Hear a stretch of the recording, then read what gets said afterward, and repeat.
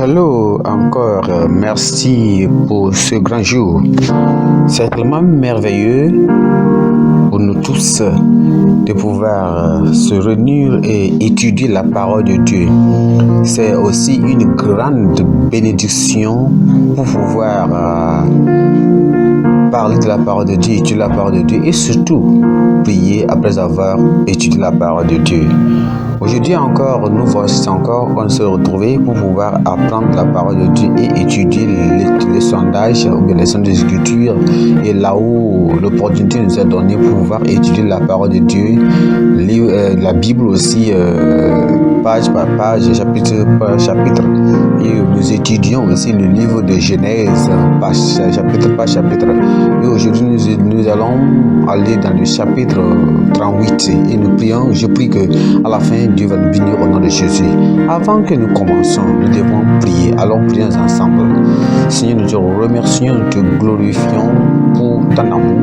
Nous te remercions pour ta révélation. Nous te remercions de la manière dont, Seigneur, tu nous conduis et tu nous donnes la compréhension et pouvoir être prêt et pouvoir comprendre tout ce que tu nous donnes au nom de Jésus. Si nous prions que tu nous donnes la compréhension de ce que tu as préparé pour nous aujourd'hui. Bénis ton peuple aujourd'hui. Au nom de Jésus, nous avons prié. Amen. Que Dieu vous bénisse. Alors nous prenons notre texte dans le livre de Genèse chapitre 38. Avant que nous allons dans ce chapitre, notre étude qui est précédente était sur le complot contre Joseph qui concernait le chapitre 37 et chapitre 38 et 39. Et on a vu comment il a été haï, il a pu être tué par ses frères et vendu par ses frères. Alors aujourd'hui nous allons considérer notre texte dans le livre de Genèse 38. Alors lisons ensemble à partir du verset 1. Il dit: en ce temps-là, Judas s'éloigna de ses frères et se retira vers un homme d'Adulam nommé Hira.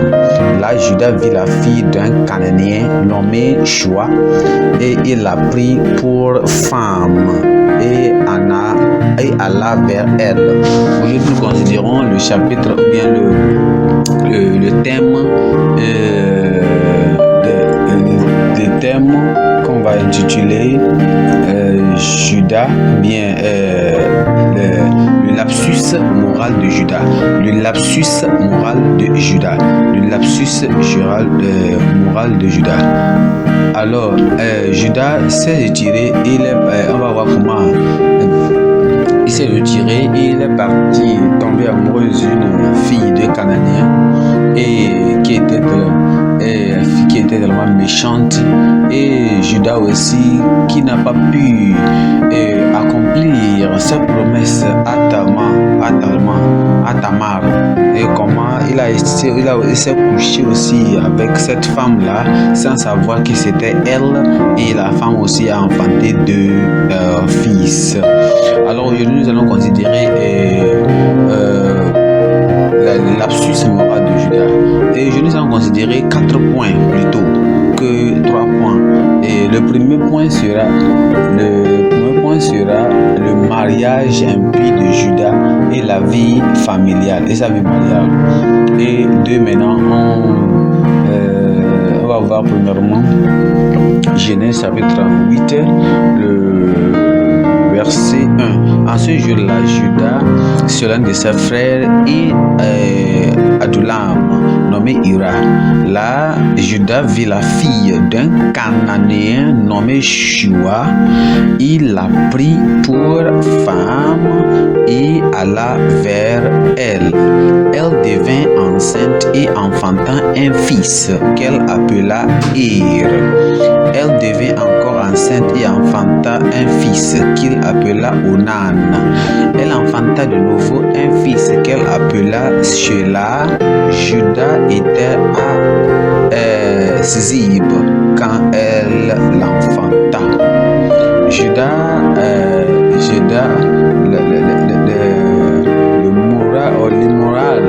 L'immoralité de Judas a été Ceci s'est réalisé à cause de Judas, la séparation de Judas, qui, regardons un peu le verset 8 et verset 1. Au verset, il va marquer, et en ce jour-là, Judas s'éloignait de ses frères et se retira vers un homme d'Adulam nommé Hiram. Vous voyez, Hiram. Nommé Hiram, vous voyez. C'est là que nous devons savoir. Judas s'est tellement approché totalement avec les enfants des Cananéens. La Bible nous dit qu'on ne doit pas tellement être inégalement attaché avec les autres, les païens, soit en relation, soit en mariage, soit en business, soit en commerce, n'importe quoi. Mais ce qu'il regarde, il s'est attaché à ces Cananéens qui n'étaient pas des enfants de Dieu. Et ces enfants de Dieu, il est parlé finalement qu'il s'est marié parmi eux. La Bible dit que les mauvaises compagnies corrompent le bon mœurs. Vous voyez, marcher avec les gens du monde et faire avoir des relations avec et faire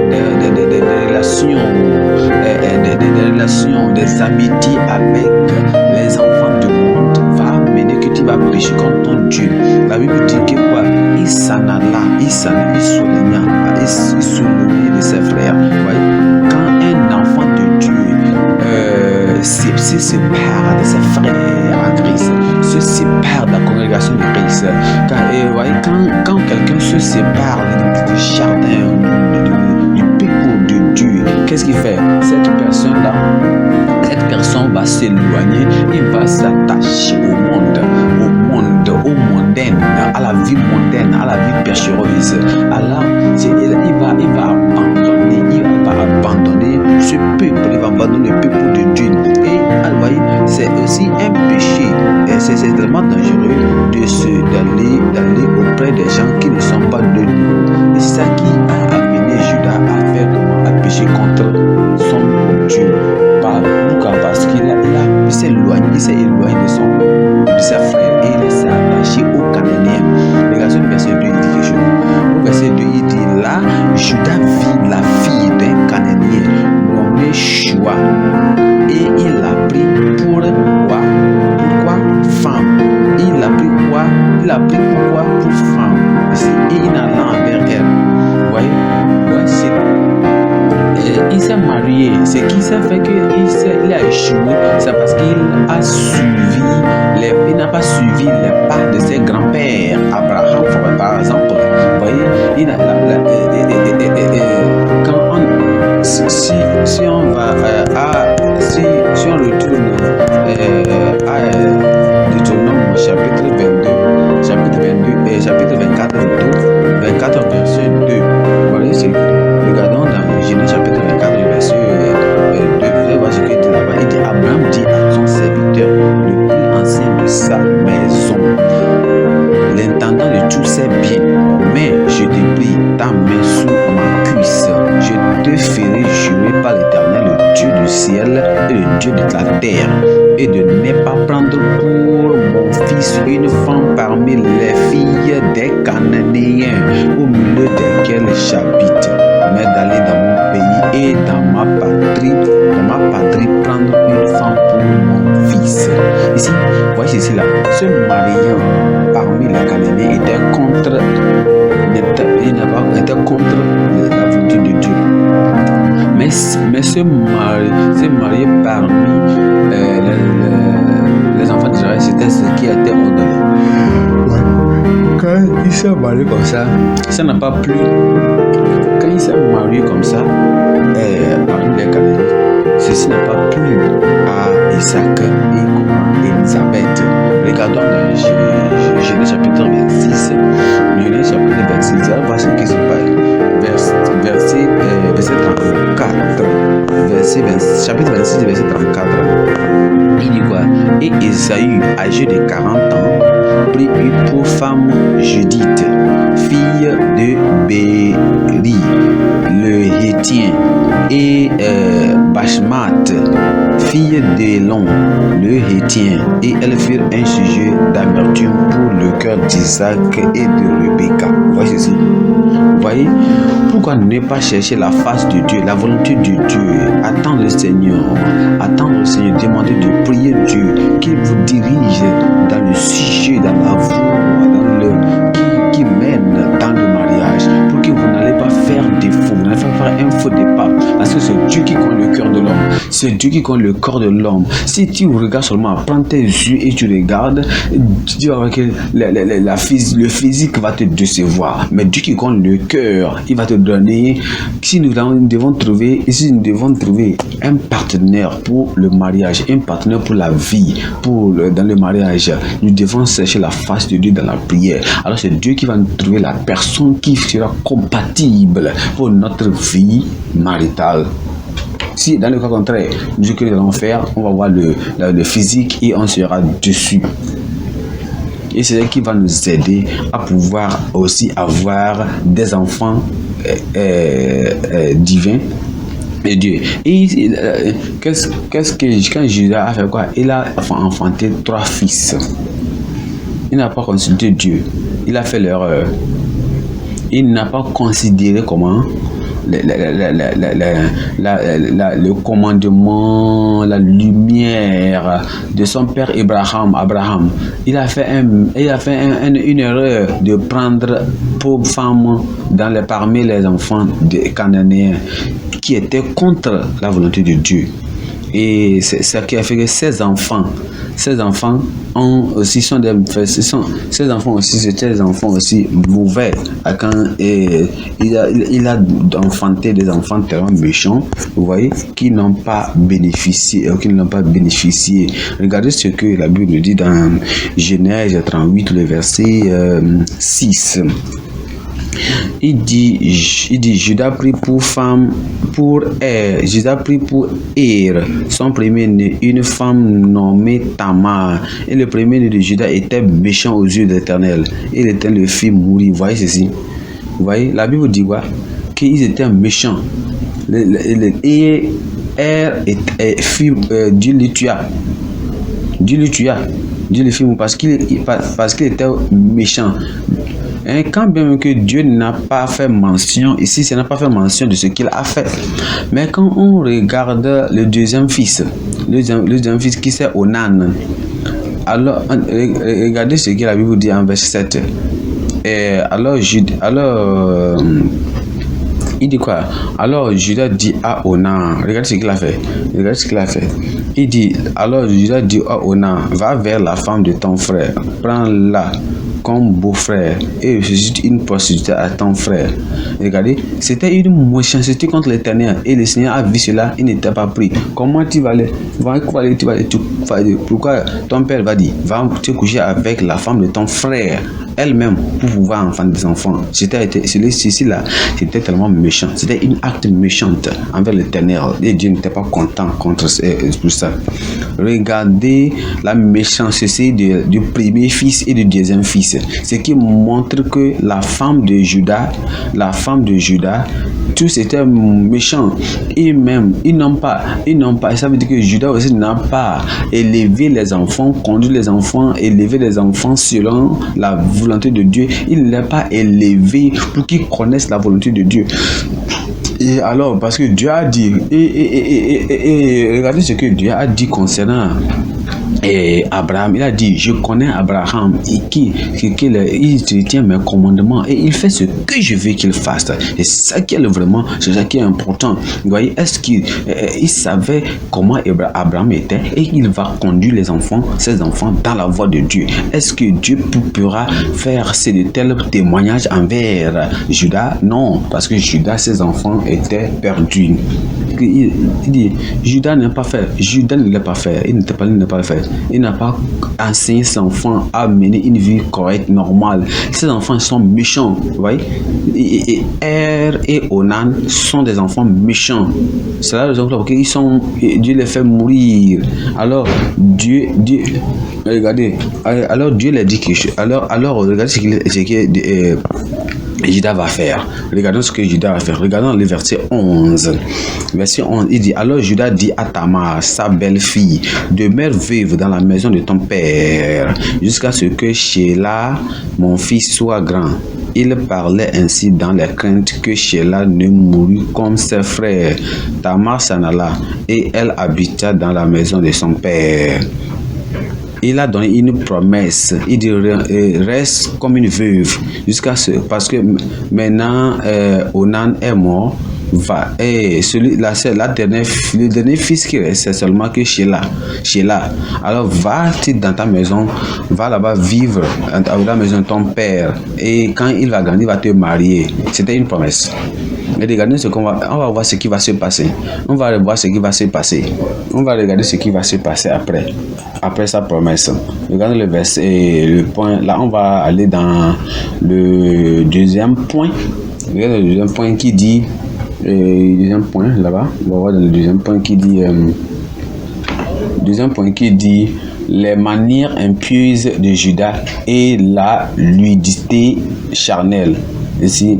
Et la nudité charnière. Notre test sera prise dans le livre de 38, chapitre 38, le verset 12. Il dit, c'est les jours de s'écoulèrent et la femme de Shua, femme de Judas, mourut. Lorsque Judas fut consolé et monta à Timna, vers ceux qui tombaient ses brebis, lui et son ami Ira, Adulamite. Et on informa Tamar et lui dit, voici ton beau-frère qui monte à Timna pour tondre ses brebis. Alors elle ôta ses habits de veuve et elle se couvrit d'un voile et s'enveloppa et elle s'assit à l'entrée de Naïm sur le chemin de Timna, car elle voyait que Sheila était devenu grand et qu'elle ne lui était point donnée pour femme. Voyez ceci. Sheila grandit, mais Judas n'a pas fait comment? Il n'a pas accompli sa promesse. Souvenez-vous qu'il a dit à la femme, à Tamar, va, reste dans la maison de ton père, comme veuve, jusqu'à ce que mon fils Sheila grandisse. Après qu'il a perdu, après que Judas lui-même a perdu sa femme, alors il allait à Timna avec son frère pour aller faire quoi? Il est parti auprès de son frère. Il est parti auprès de son ami. Son ami est impieux. Il est parti auprès de lui. Ce Cananéen là, il est parti auprès de lui, de l'ami du monde. Et les deux sont partis pour tondre quoi? Tous les deux sont partis faire tous les deux sont partis pour faire quoi? Tondre leurs habits. Et voyez qu'à ce moment que, ou bien c'est à ce point que Tamar a vu ceci et elle s'est habillée, elle s'est déguisée d'une manière comme une femme adultérise ou bien une femme qui est n'importe comment, et c'est là qu'elle s'est fait comme une femme prostituée et elle s'est partie et elle s'est déguisée en une femme prostituée et elle est restée là-bas pour pouvoir attraper le Judas. Alors regardez, Judas la vit et l'a pris pour prostituée parce qu'elle avait couvert son visage. Verset 15. Judas était insensitif. Judas n'était pas prudent. Judas n'était pas aussi sincère. Il n'était pas sincère. Il savait que il a promis à Tamar, mais il n'a pas fait ça. Vous voyez ceci? Et Tamar dit voilà. Elle a dit en elle-même que elle a déjà fait un plan. Elle avait eu un plan. Elle avait un plan en elle. Elle dit alors si je n'arrive pas à avoir, il n'arrive pas à avoir des enfants à travers Sheila, le fils que mon beau-père Judas m'a promis, alors je vais avoir des enfants à travers lui, mon beau-père lui-même. Alors je vais le faire. je vais le faire avec lui-même. Alors elle s'est déguisée à une femme prostituée. Elle est partie. Elle fait cela. Et alors, ici, regardez, la Bible dit ici, que le verset 15, que Judas pensait que, elle avait pensé quoi? Elle a pensé que la femme là c'était une prostituée.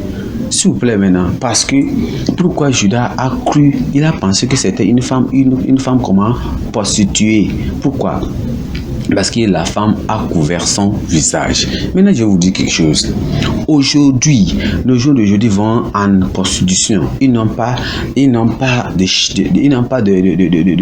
l'opprobre. Ils n'ont pas de l'opprobre. Ils n'ont pas de honte. Ils n'ont pas de honte. Mais en ce jour-là, où Tamar voulait aller faire ceci-là, pour se comporter comme une prostituée, regardez ce qu'elle a fait. Elle a couvert son visage. Parce que dans un jour-là, il considérait c'est la prostitution comme une chose d'opprobre, une acte de honte, une acte honteuse. Mais aujourd'hui, regardez ceci qui se passe dans les réseaux sociaux, regardez ce qui se passe aujourd'hui dans les réseaux sociaux. Nos jeunes d'aujourd'hui, les gens, ils peuvent venir sur les réseaux sociaux, ils peuvent venir sur les Facebook, le YouTube, le Instagram, de quoi ils parlent de ça, ils discutent de ça, ils mettent les digité en vente sur l'internet, sur les réseaux sociaux, sans avoir honte, sans avoir d'opprobre. Regardez, il dit quoi? Judas l'a vit et il l'a pris pour une prostituée. Regardez ceci là. Et parce qu'elle avait couvert son visage. Alors, le verset 16, lisons dans le verset 16, il dit, il l'aborda sur le chemin et dit, laisse-moi aller vers toi, car il ne connut pas que c'était sa belle-fille. Elle dit, voyez, que me donneras-tu pour venir vers moi? Une question tellement pertinente. Et alors il répondit, verset 17, il répondit, je t'enverrai un chevreau de mon troupeau. Et elle dit, me donneras-tu un gage jusqu'à ce que tu l'envoies? Alors il répondit, quel gage te donnerai-je? Elle dit, ton cachet, ton cordon et le bâton que tu as à la main. Et il le lui donna, puis il alla vers elle et elle devint enceinte de lui. Regardez, Tamar ici a demandé une chose tellement pertinente de Judas, quelque chose qui signifie un instrument d'autorité et de valeur pour Judas. Et on peut comparer ceci à nos jours de passeport, comme un passeport, comme une carte d'identité, ou bien quelque chose de tellement valeur en lui. Regardez. Et alors, regardez dans le verset 18. Regardez dans le verset 18 ce qu'il vient de dire. Il dit, quel gage te donnerai-je? Elle dit, ton cachet, ton cordon et le bâton que tu as à la main. Et il les lui donna. Puis il alla vers elle et elle devint enceinte de lui. Regardez, il était avec son ami. Et ils sont allés et ils sont tombés dans cette piège. Alors il s'est donné complètement à cause de la dépravité de son cœur.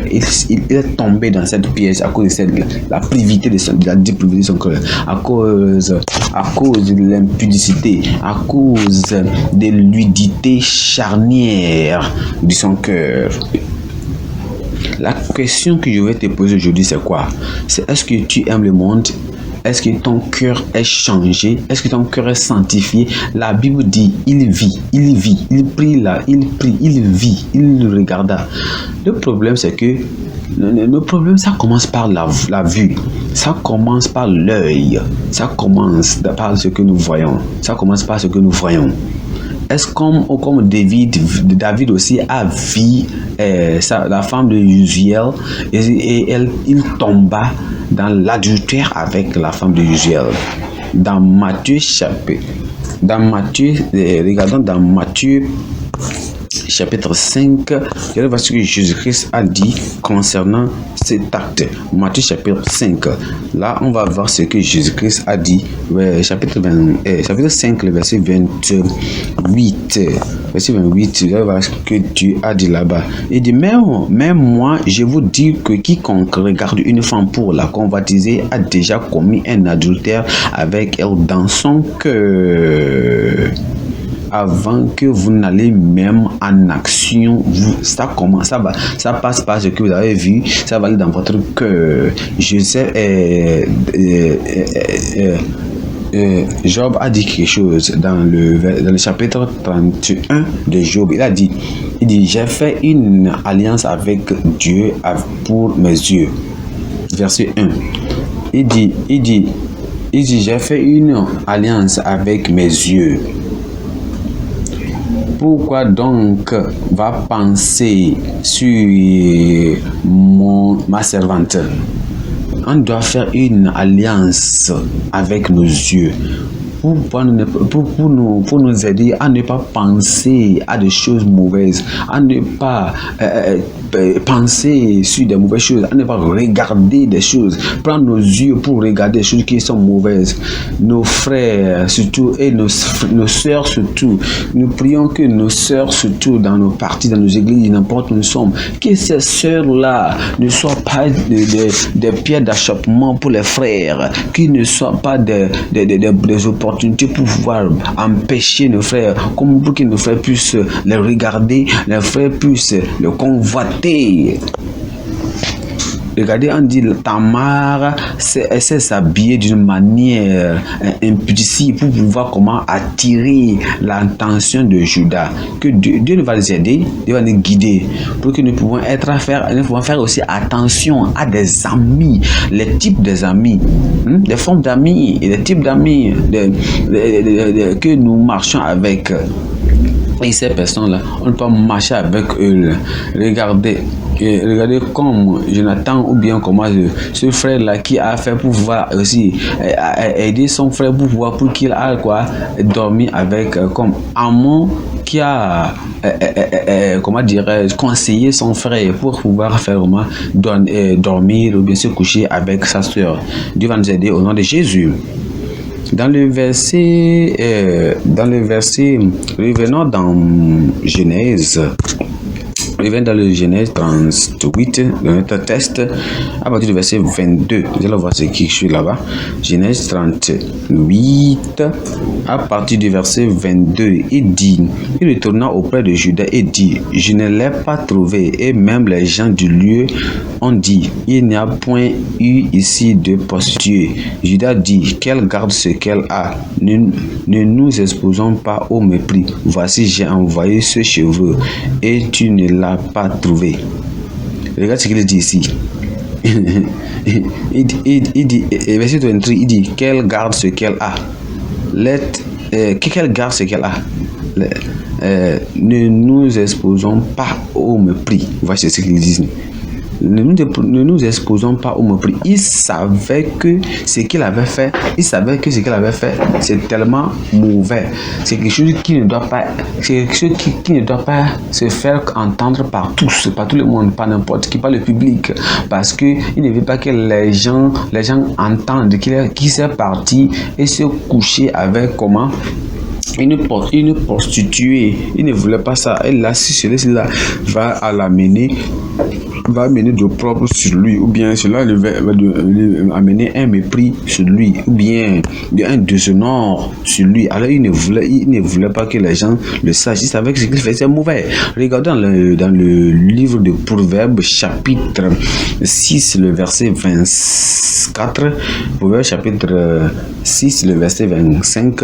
Il dit quelque chose. Ne la convoitise pas dans ton cœur pour sa beauté, et ne te laisse pas séduire par ses paupières.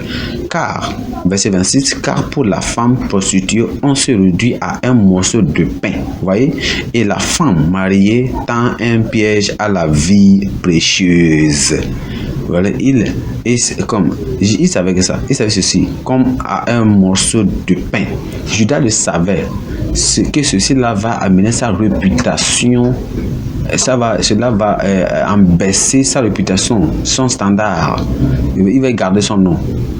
Il ne s'est pas repenti après ceci, vous voyez? Est-ce qu'il est repenti? Non, il ne s'est pas dit au Seigneur, Seigneur, pardonne-moi, désolé ce que j'ai fait, oh, aie pitié de moi, aie miséricorde envers moi. Il voulait faire comment? Plutôt, il cherchait à couvrir, il cherchait à se sentir comme il est propre, comme il est clair, il est pur. Non, il sachant pas que déjà son nom est détruit, son nom est déjà a été effacé, enlevé, ôté du livre de vie. Il ne le savait même pas. Ouais, il dit quoi? Il dit que je ne veux pas que le l'opprobre vienne vers moi, la honte. Que l'opprobre ou la honte ne vient vers moi. Et je prie que le Seigneur nous donne la sagesse. Hein? La sagesse pour pouvoir s'ouvrir. La Bible dit quoi? Que quiconque garde ses péchés, couvre ses péchés, embête ses péchés, ne va jamais progresser. Il faut aller vers Dieu et là, Dieu demandant à Dieu, tu vas nous pardonner tous nos péchés au nom de Jésus. Regardons le troisième point maintenant. Le troisième point qui est quoi? Le jugement impie. Le troisième point qui est jugement impie mais fidèle. Le jugement impie mais fidèle lamentation. Le jugement impie mais fidèle lamentation. Regardez dans le livre de Genèse chapitre 38, ça dit notre texte 38, le verset 24. On va voir ce que la Bible dit là-bas. Alors, il dit quoi? Verset 24. Il dit, environ 3 mois après, on vit dire à Judas, ta belle-mère s'est prostituée et même la voilà enceinte à suite de sa prostitution. Et Judas dit, faites-la sortir et qu'elle soit brûlée. Vous voyez ceci? Il dit, faites-la sortir et qu'elle soit brûlée. Judas était si rapide de condamner. Il était si prêt pour condamner. Il disait, est-ce que tu es sûr? Est-ce que tu es sûr ce que tu dis? Tu dis que moi, ma belle-fille est enceinte. Amenez-la pour qu'on puisse la juger, pour qu'on puisse la condamner. Vous voyez, certains moments, nous sommes si rapides. Nous sommes si rapides à condamner les autres, à condamner les actes des autres. Regarde-toi dans ta vie. Dans Romains 2. Regarde dans Romains 2. Romains 2. Le verset 1. Romains 2, verset 1. Verset 2, verset 1. Il dit, ô homme, qui que tu sois, toi qui juges, tu es donc inexcusable. Tu es donc inexcusable, car en jugeant les autres, tu te condamnes toi-même, puisque toi qui juges, tu fais les mêmes choses. Judas, tu as fait les mêmes choses. Maintenant tu demandes qu'on n'a qu'à brûler les autres personnes. Dans le verset, regardons dans le verset 25, venons dans le verset 25 de Genèse 38, Genèse 38, le verset 25, lisons là-bas pour voir ce qu'il demande. Genèse 38. Comme en l'amenant dehors, elle fit dire à son beau-père, c'est de l'homme à qui ces choses appartiennent que je suis enceinte. Reconnais, je te prie, à qui sont ces cachets, ces cordons et ce bâton. Vous voyez ceci? Vous voyez ceci? Et je dis, verset 26, il dit, Judas les reconnut et dit, elle est moins coupable que moi, puisque je ne l'ai pas donné à Sheila, mon fils, et il ne l'a connu plus. Souvenez-vous de Nathan. Nathan est parti auprès de David. Il a raconté l'histoire de quelqu'un, un roi, quelqu'un qui a fait quelque chose de méchant. Et il a donné l'histoire. Un homme qui a pris l'âne d'un homme pauvre. Il l'a pris pour lui-même. Et il l'a pris, tué et préparé pour ses visiteurs. Mais lui-même, il avait assez, mais il a pris la seule âme d'un homme pauvre. Alors, il a pris cela. Quand il a dit comme ça, voici ce qui s'est passé. David s'est fâché. Il s'est fâché. Il dit, il était tellement furieux. Il disait que, qui a fait ceci là? Cet homme qui a fait là, on doit le tuer. On doit le tuer. La personne qui a fait cela, il est tellement méchant, on va le tuer. Alors, avant qu'on le fait mourir, il doit payer 4 fois à cet homme-là.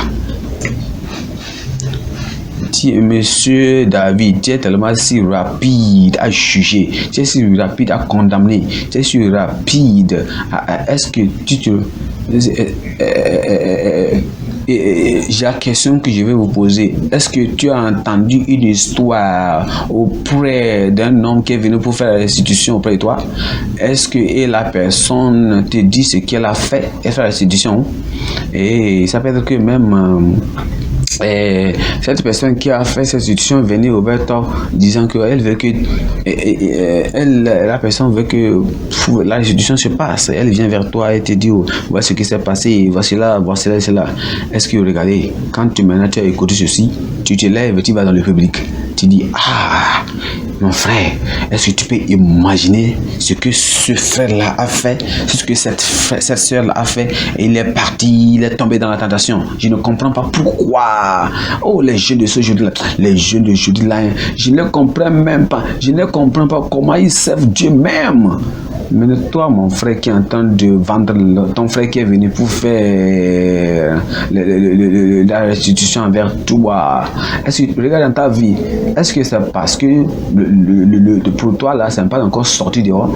Est-ce que c'est parce que la voile sur toi n'est pas ôtée que tu crois que l'autre tu peux vendre pour les autres choses, tu peux en arrière vendre? Regarde toi-même, sonde toi-même et regarde en toi. Regarde-toi, regarde. Il s'est séparé. Et alors, lui, il est venu, regardez, il est venu pour faire la restitution, pour qu'il puisse avoir la grâce, pour avoir la miséricorde, pour se réconcilier avec son. Alors, il est venu, il a parlé de sa vie, de son acte impieux, son acte impieux, pour pouvoir faire la restitution, se réconcilier avec son Dieu. Est-ce que toi qui prends la parole et tu fais la propagation de sa parole, de ce qu'il est venu, est-ce que toi, regarde toi-même, regardez ce que Nathan a dit à David. Il a dit, toi, c'est toi qui es l'homme là. C'est là-bas, David a dit, j'ai péché. Maintenant, il a reconnu. Il faut reconnaître. Tu as reconnu que tu as péché depuis. Est-ce que tu as dit maintenant que tu as perdu, tu as péché depuis? Tu as péché depuis plus de plusieurs années, plus de plusieurs mois, plus de plusieurs semaines. Tu as déjà péché, tu as péché. Et Judas a dit, il dit, cette fille-là, elle est plus gracieuse que moi. Hein? Il s'est repenti. Je prie que toi aussi, tu te repens, que Dieu t'aide à t'ôter et t'amène dans cette dungeon, dans ce péché qui va t'écouler, qui va t'ensevelir, qui va te tuer avant ta mort, avant ton temps. Et il ne faut pas condamner d'autres personnes qui font des pécheurs, qui font des erreurs, et ils viennent et se réconcilient. Alors, je prie que si vous avez rétrogradé, Dieu va te restaurer au nom de Jésus. Regardons le dernier point qui est la miséricorde et la faveur imméritée de Judas de la part du Seigneur. La miséricorde et la faveur imméritée de Judas de la part du Seigneur. Regardons dans Genèse 38. Genèse 38, le verset 27. Il dit, quand elle fut au moment d'accouchement, voici, il avait 2 jumeaux dans son ventre. Et pendant l'accouchement, il eut un qui présenta la main, la sage-femme et la prit. Et il y attacha un fil cramoisi en disant, celui-ci sort le premier. Vous voyez, quand vous vous repentez, la repentance, le salut, bien, la repentance sérieuse amène toujours, attire beaucoup aussi comment la bonté de Dieu et la bénédiction. Alors si vous avez erré envers Dieu, c'est la seule chose qu'il veut faire, c'est de venir vers Dieu, dire Seigneur, désolé, je suis sauvez-moi. Vous voyez, souvenez-vous de l'enfant prodigal. L'enfant prodigal qui est venu envers, l'enfant prodige est venu envers son père. Il a dit, j'ai péché contre toi contre le ciel. Pardonne-moi. Pardonne-moi. Alors, qu'est-ce qu'il a fait? Le père l'a reçu. Il a pardonné. Le Seigneur Dieu n'est pas si prêt pour pouvoir condamner les rétrogrades. Il veut qu'ils viennent envers eux. Judas a dit, cette femme-là, elle est si pieuse que moi. Et il l'a pardonné. Et il l'a pardonné. Il s'est prosterné. Il ne s'est pas couché encore. Il ne s'est pas couché envers encore sur elle. Il ne s'est pas couché aussi. Il ne s'est pas couché encore avec elle. Ça, c'est la repentance correcte, normale, juste. Vous voyez, les choses que tu faisais quand tu t'es donné à Dieu, tu as dit Seigneur, je suis désolé, pardonne-moi. Alors, est-ce que tu vas y aller? Non. La Bible dit quoi? Il ne la connaît jamais. Il dit, il l'a fait encore. Il ne l'a fait encore plus. Regardez, celui qui a fait ce Saul a dit quelque chose. Saul a dit, tu étais plus précieux, ou bien Saul a dit regardez quelque chose dans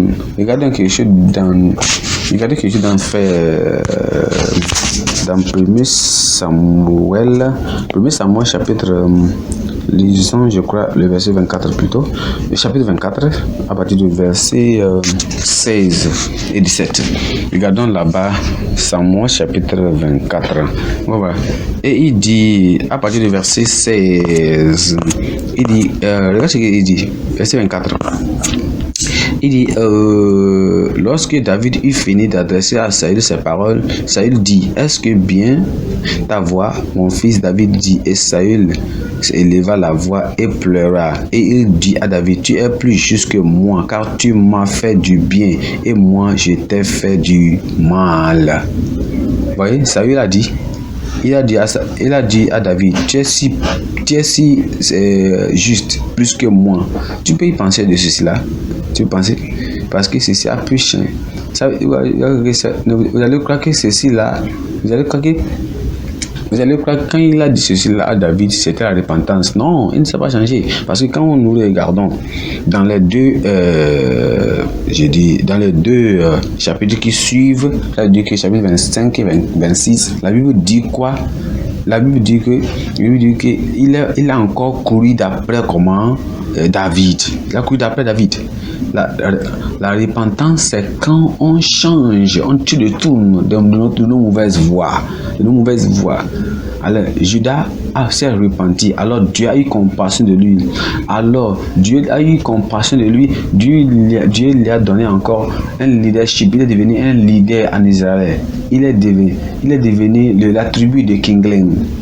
Dans Genèse 49, le verset, regardons dans Genèse 40, retournons dans le livre de Genèse 30, plutôt 49, Genèse 49, le verset 9 là-bas, on va voir que après que Dieu l'a pardonné et il s'est vraiment repenti d'une bonne repentance sérieuse, normale, et vous voyez que Dieu l'a béni. Judas, verset 19, et Judas est un jeune lion qui revient du carnage, mon fils. Il poids des genoux, il se cache comme un lion, comme une lionne, et qui le fera lever. Le sceptre ne s'éloigne point de Judas, ni le bâton souverain d'entre ses pieds, jusqu'à ce que vienne le Shiloh, et que le peuple lui obéisse. Il attache à la vigne de son âme. Vous voyez? il a prévalu en dessus de ses frères. Il a prévalu parce qu'il a demandé miséricorde, le pardon. Il a reconnu ses péchés, il a reconnu ses actes mauvais.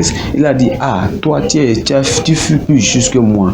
Je peux que le Seigneur t'aide, je peux que le Seigneur t'aide, va t'aider à pouvoir nous guider à mettre une vie normale. Que le Seigneur va nous aider, va nous ouvrir nos yeux, ouvrir notre cœur à lui. Et là, la question que je peux te poser encore, c'est que est-ce que tu es sauvé? Est-ce que tu es sanctifié? Est-ce que tu es purifié? Pourquoi ne pas aller vers le Seigneur maintenant et dire, Seigneur, aide-moi. Seigneur, change-moi. Seigneur, je tombe facilement dans le péché. Seigneur, aide-moi. Fais une alliance avec tes yeux et dis, Seigneur, je ne vais jamais permettre mes yeux d'entrer dans le péché. Est-ce que tu es une sœur? Est-ce que tu es une femme? Est-ce que tu ne vas pas prendre tes habits, ton habillement, ton comportement? Tu ne vas pas utiliser ces choses-là pour pouvoir attirer les autres personnes, attirer les hommes envers toi, faire que les hommes te regardent et aient des soupçons dans leur tête mauvaise, étant femme, étant quoi que... Toi, homme, prie et dis, Seigneur, aide-moi, n'importe qui, ceux qui sont autour de la chemin. Est-ce que toi, mon frère, est-ce que tu sais le nombre des hommes, le nombre des femmes qui sont sur les voies, sur les chemins, qui sont là seulement pour pouvoir détruire les autres personnes, pour te faire tomber sur la voie, la voie céleste? Reste, tu sais le nombre de personnes. Est-ce que quels sont ces amis quels sont ces amis que tu as avec? Quels sont ces amis? Tu as ces amis là? Est-ce que tu connais les noms que tu as avec eux? Est-ce que tu connais ces personnes que tu fais l'amitié avec eux? Est-ce que tu connais ce qu'ils ont dans leurs pensées? Tu sais ce qu'ils vont, qui ne sont pas là pour te détruire, pour pouvoir te faire chuter sur ta voie, pour détruire de la voie du Seigneur.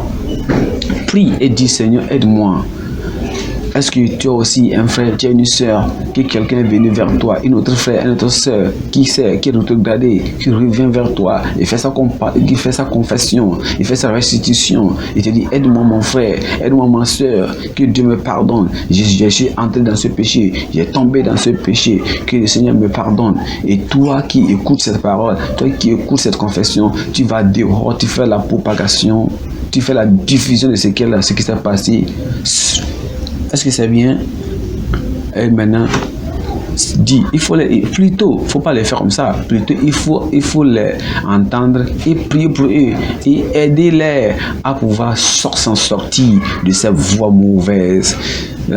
On ne peut rien, personne ne va. Tu n'es pas inexcusable. Tu n'es pas inexcusable devant Dieu. Faut pas juger d'autres personnes. Quand toi-même tu fais la même chose, tu n'es pas excusable. Tu n'es pas excusable parce que la même chose que tu accuses les autres personnes de faire, toi-même tu le fais. Alors, prie Dieu qui va t'aider. Seigneur, nous te remercions pour ce jour.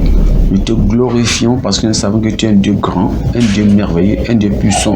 Seigneur, nous prions que tu vas nous aider. C'est toi qui connais le cœur de l'homme. Et nous savons que, Seigneur, c'est toi que tu vas nous aider. Nous venons vers toi. Sanctifie le cœur de ton peuple. Change le cœur. Ôte le cœur impieux, le cœur qui est mauvais. Aide-nous à pouvoir se retirer tout péché, de toutes mauvaises choses, de toutes choses impieuses. Aide-nous, Seigneur, à pouvoir changer et être prêt pour toi au nom de Jésus. Merci parce que tu nous as exaucés. Au nom de Jésus, nous avons prié. Que Dieu vous bénisse aujourd'hui pour cette étude. Que Dieu vous bénisse. Au revoir.